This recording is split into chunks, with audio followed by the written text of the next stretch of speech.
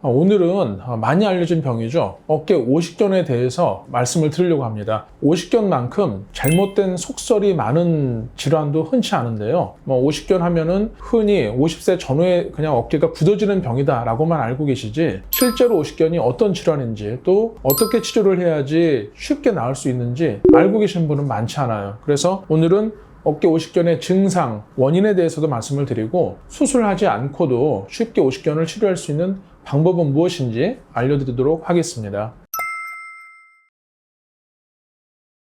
먼저 어깨 오십견이 정확히 어떤 병일까요? 어깨 오십견이라 하면 어깨를 감싸고 있는 관절막이 염증으로 굳어지는 질환이에요. 제가 모형으로 설명을 좀 드리도록 하겠습니다. 어깨 모형이 이렇게 생겼습니다. 오른쪽 어깨 모형인데요. 팔뚝뼈와 몸통뼈가 만나면 이 힘줄과 근육이 있겠죠. 그러면은 이 힘줄이나 어깨뼈를 감싸고 있는 얇은 막이 있습니다. 여기서는 막이 보이지 않지만 원래는 어깨 관절을 싸고 있는 헐렁한 비닐 주머니 같은 막이 있는데, 이 막이 이제 헐렁하기 때문에 우리가 어깨를 유일하게 360도 돌릴 수 있는 관절이죠. 그런데 이 막이 나이가 한 50세 전후가 되면은 염증으로 굳어집니다. 이 퇴행성 변화로 인해서, 그러니까 노화로 인해서 염증으로 이 관절이 딱 눌러붙는 거예요. 속에서 관절막이. 그렇기 때문에 팔을 이렇게 올리기도 어렵고 움직이기도 어렵고, 억지로 움직이려고 하면 당연히 통증이 있겠죠. 정확한 의학적 명칭은 유착성 관절낭염이라고 합니다. 유착성은 눌러붙는다는 얘기고요. 관절낭염은 낭자가 주머니 낭자예요. 관절 주머니에 염증이 생겨서 어깨가 굳는다라는 질환이 되겠습니다. 어깨 오십견의 대표적인 증상은 두 가지입니다. 첫 번째는 어깨 통증이 있겠고요. 두 번째는 어깨 운동 범위의 감소가 있겠습니다. 쉽게 생각하시면 누가 내 팔을 꽉 속에서 붙잡고 있다고 생각하시면 됩니다. 팔을 꽉 붙잡고 있는데 억지로 움직이려니까 당연히 잘 안 움직여지겠죠. 그리고 억지로 움직이려고 하면 아프지 않겠습니까? 안에 염증이 시뻘겋게 있는데요. 심해지면은 팔을 이렇게 들지 못하기 때문에 옷을 갈아입거나 벗기도 어려우세요. 그리고 여성분들의 경우에는 이 속옷을 이렇게 뒤로 해서 풀 수가 없습니다. 상당히 일상생활에 어떤 삶의 질을 떨어뜨리는 질환이다라고 할 수 있겠고요. 또 하나 중요한 통증이 야간 통증입니다. 야간 통증 하면은 밤에 아픈 증상이라고 생각하시면 돼요. 밤에 아픈 어깨를 아래로 해서 이렇게 옆으로 누울 때는 욱신욱신한 그런 증상이 일어나실 수 있고요. 만약에 오십견이 심해진다, 그때는 아파서 밤에 잠을 깨시기도 합니다. 새벽에 통증 때문에 깨시기도 하기 때문에 이런 증상이 있을 때는 바로 가까운 병원을 빨리 방문하셔야 됩니다. 어깨 오십견은 저절로 좋아지나요? 많이 물어보세요. 이 속설은 잘못된 속설입니다. 정확하게 말씀을 드리면 어깨 오십견을 놔뒀을 경우에, 방치했을 경우에 통증은 약 2년에서 3년 정도에 걸쳐서 왔다 갔다 하다가 서서히 좋아집니다. 그런데 2명 중에 1명꼴로 50%의 확률로는 어깨 운동 범위의 감소가 영구적으로 남게 돼요. 예전에는 어깨 오십견 하면은 그냥 놔둬라 라고 많이 얘기를 했지만, 요새는 이걸 그대로 놔둘 것이 아니라 조기에 빨리 치료를 하시는 것을 권장하는 추세입니다. 어깨 오십견과 회전근개 파열이라는 질환이 있습니다. 어깨 통증을 일으키는 대표적인 두 가지 질환인데요. 실제로 50세 이상에서는 회전근개 파열이 더 흔하고, 그 다음이 오십견이 두 번째로 흔한 질환입니다. 그러면 이 두 질환이 어떻게 다른가 많이 물어보세요. 쉽게 말씀드리면 오십견은 어깨가 본드로 굳어지는 질환입니다. 반면에 어깨 회전근개 파열은 어깨 힘줄이 찢어지는, 말하자면 헐렁하게 풀어지는 질환이라고 생각하시면 돼요. 이 두 질환을 혼동하시면 안 됩니다. 왜냐하면 어깨 오십견은 염증으로 어깨가 굳어지는 질환이고, 어깨 회전근개 파열은 어깨를 움직여주는 힘줄이 노화나 외상으로 찢어지는 질환이에요. 그래서 정반대이기 때문에 이 두 질환을 혼동하시면 안 됩니다.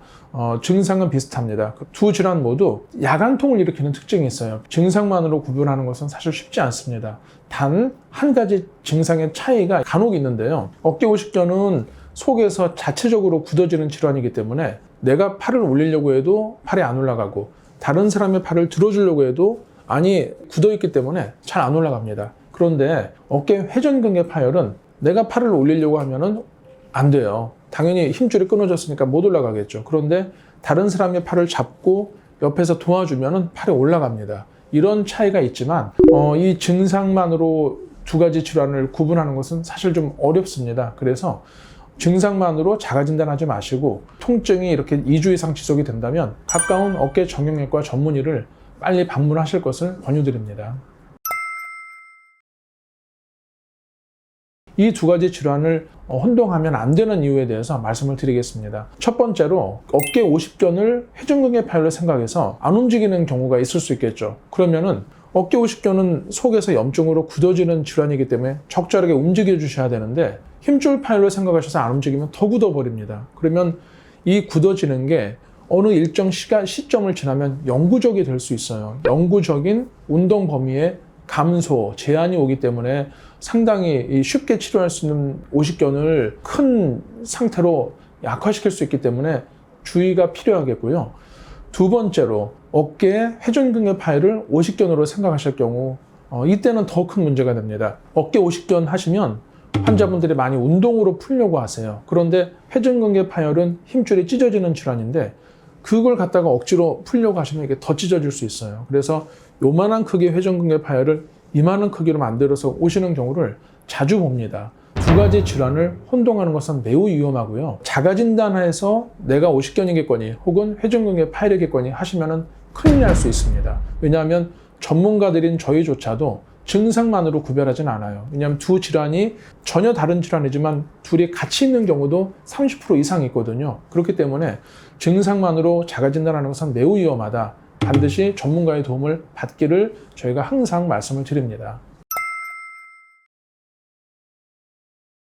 어깨 오십견을 그러면 어떻게 치료할까요? 쉽게 치료할 수 있는 방법이 있나요? 라고 물어보세요. 예전에는 굳어있는 오십견 막을 전신마취한 다음에 이만한 내시경을 들어가서 레이저로 박리를 했습니다. 염증을 박리를 했는데 그러면은 그것 자체가 어떤 인체에 손상을 줄 수 있기 때문에 무리가 될 수 있겠죠. 그래서 무조건 오십견은 수술하는 것이 아니다 라고 일단 말씀을 드릴 수 있겠고요. 초기에 오시는 경우에는 간단한 염증 완화 주사나 재활 운동만으로도 충분히 회복이 가능합니다. 그래서 저희가 빨리 오세요 하시는 게 자꾸 병원에 오시라는 뜻이 아니라 쉽게 치료할 수 있는 단계에서 오시라는 뜻입니다. 그런데 진행된 오십견은 어떻게 하느냐? 유착 박리술 혹은 관절 수동술이라고 해서 굳어있는 이 오십견을 일으키는 관절막을 박리해주는, 풀어주는 방법이 있습니다. 방법은 어깨를 일단 부분 마취를 시행을 합니다. 부분 마취 하에 미세한 바늘을 넣어서 정밀 초음파를 보면서 유착을 풀어주는 약을 투여를 하게 돼요. 이것을 이제 유착 박리제라고 표현을 하는데요.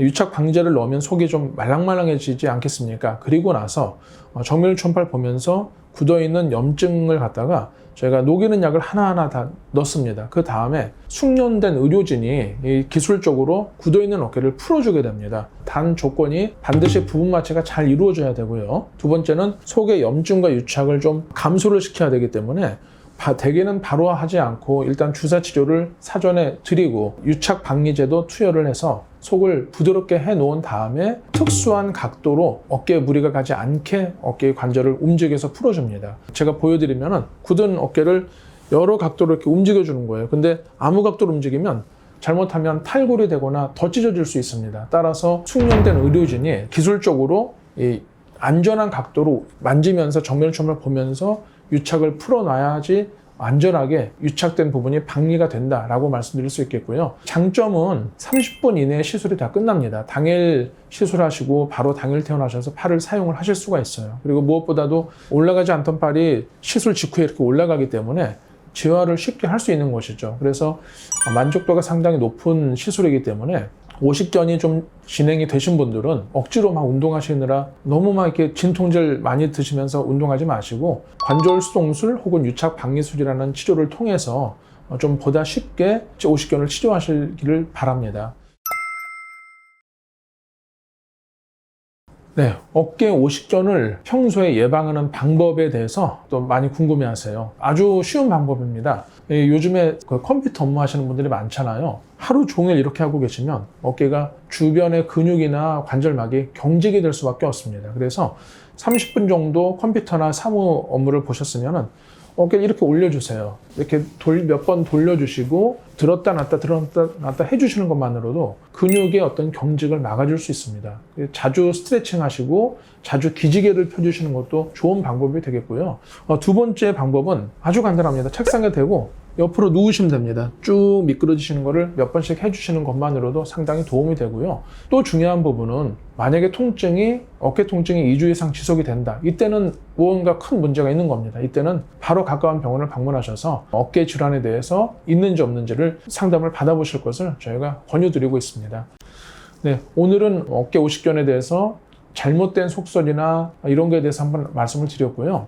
또 쉽게 오십견을 치료할 수 있는 방법인 관절 수동술, 유착 박리술에 대해서도 말씀을 드렸습니다. 오십견 질환으로 많이 고생하시는 분들이 고령화 사회가 될수록 많은데 평소에 스트레칭을 습관화하셔서 오십견을 안 걸리도록 하시기를 추천드립니다. 네, 감사합니다.